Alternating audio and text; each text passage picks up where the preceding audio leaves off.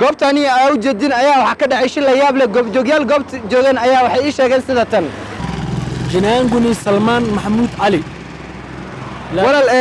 channel Soomaaliyeed way af Soomaali ma noo sheegi kartaa af Soomaali ani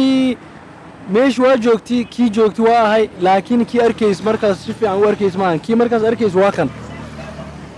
هاي ولا استحداد مع منو شيء كرته ولا برو مقعي واشك ثمين عبرو بيشاس واجوك برو غاري اوين ان كان غاري يران وغاري اوين سان وصو صعود سبيد كيرا مش كوي ماذا وايز قالين برو كيال كود قبب باش غاري امبولاس بي وانا هاي ماذا برو على كوندكتا iyo direfa kudi waa ka soo dageen das يا القبلة برو وعررم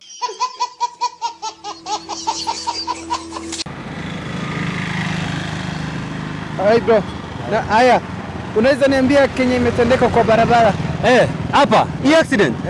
hii accident ikifanyika nilikuwa hapo niliona hiyo gari bigi na hiyo ndogo zikiingiana msee hiyo niliwitness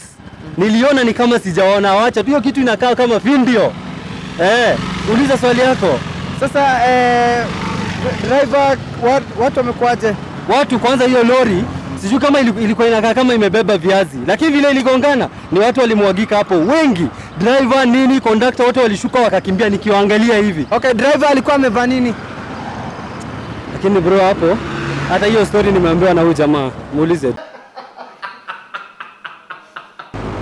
mahani shilka uga horeeya oo ka dhaca xaafadana waa anigoo ah Maxamed Amiin Yaxye